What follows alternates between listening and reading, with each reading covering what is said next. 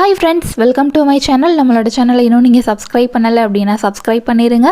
கூடவே பெல் ஐக்கானையும் கிளிக் பண்ணிடுங்க. இன்றைக்கி நம்ம ஒரு சூப்பரான ஹெல்த்தியான ஒரு பிரேக்ஃபாஸ்ட் அல்லது டின்னர் ரெசிபி தான் பார்க்க போகிறோம். இந்த ரெசிபி சின்னவங்கலேருந்து பெரியவங்க வரைக்கும் கண்டிப்பாக விரும்பி சாப்பிடக்கூடிய ஒரு டேஸ்ட்டில் இன்றைக்கி நம்ம பண்ணலாம். இந்த வீடியோ பார்த்த பின்னாடி கண்டிப்பாக ட்ரை பண்ணி பாருங்கள். இது ஒரு குயிக் அண்ட் ஹெல்த்தி பிரேக்ஃபாஸ்ட் அல்லது டின்னர் ரெசிபி அப்படின்னு சொல்லலாம். இந்த ரெசிபியோட நேம் ராகி கார அடை அல்லது கேழ்வரகு கார அடை அல்லது கேப்பை கார அடை அப்படின்னு சொல்லலாம். இந்த அடை எப்படி செய்கிறதுன்னு இந்த வீடியோ பார்த்து நம்ம தெரிஞ்சுக்க போகிறோம். கண்டிப்பாக இந்த வீடியோ உங்களுக்கு பிடிச்சிருக்கும்னு நினைக்கிறேன். மறக்காமல் இந்த வீடியோ ஃபுல்லாக பாருங்கள், கண்டிப்பாக யூஸ்ஃபுல்லாக இருக்கும். இந்த கார அடைக்கு கெட்டியான தேங்காய் சட்னி வச்சு சாப்பிடுங்க, ரொம்ப சூப்பராக இருக்கும்.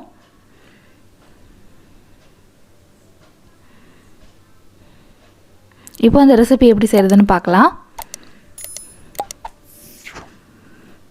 ஃபஸ்ட்டு நம்ம வெஜிடபிள்ஸ் எல்லாத்தையும் ஒரு பாதி அளவு வேகிற மாதிரி வதக்கி எடுத்துக்கணும். அதுக்காக ஒரு ஃப்ரை பேனில் நல்லா சூடான பின்னாடி 2 ஸ்பூன் அளவு எண்ணெய் சேர்த்துட்டு அதில் ஒரு மீடியம் சைஸ் பெரிய வெங்காயத்தை ரொம்ப சின்னதாக கட் பண்ணி இந்த மாதிரி லைட்டாக வதக்கிக்கணும். அதோட கலர் லைட் பிங்க் கலரில் மாறணும், அது வரைக்கும் வதக்கினா போதும். இப்போ நம்மளோட வெங்காயத்தோட கலர் நல்லா மாறி இருக்கு, லைட் பிங்க் கலர் வந்திருக்கு. இந்த டைமில் ஒரு மீடியம் சைஸ் கேரட் எடுத்திருக்கேன், அதை அந்த மாதிரி நல்லா துருவி ஆட் பண்ணிக்கலாம். துருவி சேர்த்தோம் அப்படின்னா அந்த மாவோட நல்லா பைண்ட் ஆகும். நம்ம குட்டி குட்டியாக கட் பண்ணி போடுறத விட துருவி ஆட் பண்ணும்போது அந்த கேரட் அந்த அடையில் இருக்கிறதே தெரியாது, சாப்பிட்றதுக்கும் ரொம்ப நல்லாயிருக்கும். இந்த கேரட்டும் லைட்டாக வதக்கிக்கலாம். கேரட்டை நம்ம பச்சையாகவும் சாப்பிட்லாம், குக் பண்ணியும் சாப்பிட்லாம், அதனால் பாதி வெந்தால் போதும். அடுத்து கொஞ்சம் நேரம் அந்த கேரட்டை வதக்கின பின்னாடி நம்ம எடுத்து வச்சுருக்கிற முருங்கைக்கீரையை சேர்த்துக்கலாம். 1/2 கப் அளவு முருங்கைக்கீரை எடுத்திருக்கேன், அதை நல்லா கழுவிட்டு இந்த மாதிரி ஆட் பண்ணுங்கள். கீரை சேர்த்துட்டு லைட்டாக அதையும் அந்த காய்கறி கூட மிக்ஸ் பண்ணி வதக்கிக்கலாம். இதில் முழு சீரகத்தை நீங்கள் எண்ணெய் ஆட் பண்ணி எண்ணெய் சூடான பின்னாடி ஆட் பண்ணிக்கலாம். அப்படி இல்லாட்டி உங்கள்கிட்ட பவுடராக இருந்தது அப்படின்னா பவுடராகவும் ஆட் பண்ணலாம். பவுடராக ஆட் பண்ணால் இன்னும் நல்லாயிருக்கும் டேஸ்ட்டு. இப்போது நான் 1/4 டீஸ்பூன் அளவு சீரகத்தூள் ஆட் பண்ணுறேன். அடுத்து மிளகாய் தூள் ஒரு 1/2 டீஸ்பூன் அளவு ஆட் பண்ணுறேன். உங்களுக்கு மிளகாய் தூள் வேணாம் அப்படின்னா பச்சை மிளகாயை குட்டி குட்டியாக கட் பண்ணியும் போட்டுக்கலாம். அடுத்து இந்த காய்க்கு தேவையான அளவு உப்பு சேர்த்துக்கலாம், கொஞ்சமாக சேர்த்துக்கலாம். அடுத்து நம்ம மாவில் சேர்த்து அந்த காய்கறியை மிக்ஸ் பண்ணி மறுபடியும் கொஞ்சம் உப்பு ஆட் பண்ணுவோம் அந்த மாவுக்கான அளவு, அதனால் கொஞ்சமாக ஆட் பண்ணிக்கோங்க. ஏன்னா சட்னி தொட்டும் சாப்பிடுவோம், அப்போ சட்னிலேயும் உப்பு இருக்கும். அப்போ உப்பு அதிகமாகிடுச்சுன்னா நல்லா இருக்காது, அதனால் பாதி அளவு உப்பு இருக்கணும். இப்போ இந்த கீரை சேர்த்த பின்னாடி அந்த மசாலாவும் சேர்த்துருக்கோம், இது எல்லாவும் கொஞ்சம் வேகட்டும், அதனால் கொஞ்சம் நேரம் லைட்டாக வதக்கிக்கலாம்.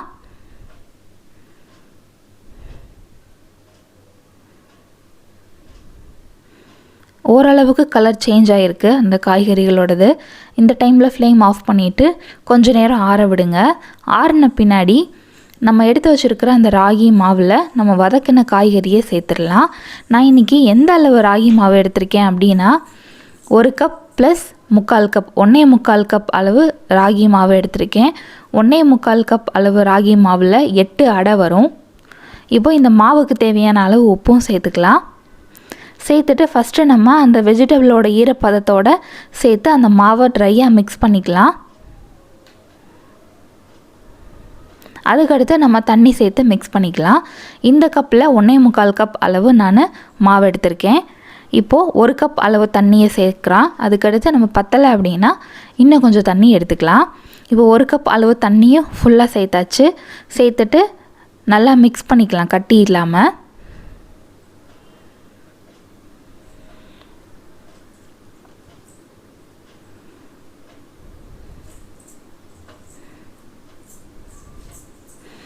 ஒரு கப் அளவு தண்ணி நமக்கு பத்தலை, திருப்பி ஒரு 1/2 கப் அளவு தண்ணி எடுத்திருக்கேன். அதில் பாதி தண்ணி ஊற்றிருக்கேன் நான். அந்த தண்ணி ஊற்றிட்டு மறுபடியும் நல்லா மிக்ஸ் பண்ணலாம். கட்டி இல்லாமல் மிக்ஸ் பண்ணணும், அப்போ தான் நமக்கு நல்லா வரும் அந்த ரொட்டி அல்லது அடை. இப்போ மாவை நல்லா மிக்ஸ் பண்ணியாச்சு. நம்ம எடுத்திருந்த அரை கப் தண்ணியில் 1/4 கப் தண்ணி மீதம் இருக்கும். டோட்டலாக 1.25 கப் அளவு தண்ணி தேவைப்பட்டிருக்கு. அந்த மாவோட கன்சிஸ்டன்சி பாருங்கள், இந்த அளவு இருக்கணும். சப்பாத்தி மாவு பதத்தை விட லூஸாக இருக்கணும். சப்பாத்தி மாவு பூரிக்கு பிசையும்ல, அந்த பதத்தை விட லூஸாக இருக்கணும். அப்போ தான் அடை தட்டுறதுக்கு ஈஸியாக வரும். இந்த கன்சிஸ்டன்சி கரெக்டாக மாவு ரெடி பண்ணிக்கோங்க. இப்போ நம்ம பேனில் நம்ம காய்கறி வதக்கின அதே பேனை க்ளீன் பண்ணிவிட்டு அடை செய்யலாம். அந்த பேன் சூடான பின்னாடி கொஞ்சம் ஹீட் ஆகும் இல்லையா, அந்த ஹீட்லேயே நம்ம கொஞ்சம் அளவு மாவை எடுத்து இந்த மாதிரி தட்டணும். விரல்களோட பின் பகுதியை யூஸ் பண்ணி இந்த மாதிரி தட்டி விட்டிங்கன்னா நல்லா ரவுண்ட் ஷேப்பில் வரும். அடை தட்டின பின்னாடி மேலே 1 ஸ்பூன் அளவு எண்ணெய் ஊற்றிக்கோங்க. எண்ணெய் ஊற்றிட்டு 2 சைடும் நல்லா வெந்த பின்னாடி ஒரு பிளேட்டில் எடுத்து வச்சிடலாம். சைடில் லைட்டாக கலர் சேஞ்ச் ஆகும், அந்த சாக்லேட் கலர் வரும். அந்த டைமில் எடுத்து டர்ன் பண்ணணும். நல்லா உடையாமல் சூப்பராக வரும். நம்மளோட மாவு கன்சிஸ்டன்சி கரெக்டாக இருந்ததுன்னா இந்த மாதிரி உடையாமல் அழகாக வரும்.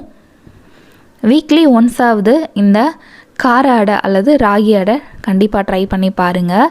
ரொம்ப ஹெல்த்தியானது. ராகி உடம்புக்கு ரொம்ப இரும்புச்சத்து ப்ளஸ் நிறைய கால்சியம் அந்த மாதிரியான நிறையா விஷயங்கள் வந்து அந்த ராகியில் இருக்குது. உடம்புக்கு ரொம்ப நல்லதுன்னு சொல்லுவாங்க. அதனால் வீக்லி ஒன்ஸாவது இந்த ரெசிபி ட்ரை பண்ணி பாருங்கள் ராகி யூஸ் பண்ணி. இப்போ ஒரு அடை நம்ம போட்டு எடுத்தாச்சு. இப்போது 2வது அடை எப்படி போடுறதுன்னு காட்டலாம். ஃபஸ்ட்டு நம்ம போடும்போது லைட் ஹீட்டில் இருக்கும் பேனு. அடுத்து நம்ம பேன் நல்லா ஹீட்டாக இருக்கும் இல்லையா, அதனால் இந்த மாதிரி பேனை கொஞ்சம் அடுப்புலேருந்து தூக்கிட்டு அதுக்கடுத்து மாவு தட்டினீங்க அப்படின்னா உங்களுக்கு அந்த பேனில் ஒட்டி ஸ்டிக்கி ஆகாமல் கரெக்டாக வரும். அதனால் அடுப்புலேருந்து தூக்கிட்டு அதுக்கடுத்து லைட்டாக இந்த மாதிரி தட்டி விடுங்க அடுத்தடுத்து அடை போடும்போது. அதே மாதிரி சுற்றி 1 ஸ்பூன் அளவு எண்ணெய் ஊற்றிட்டு 2 சைடும் நல்லா வேக வச்சு திருப்பி எடுத்துக்கோங்க.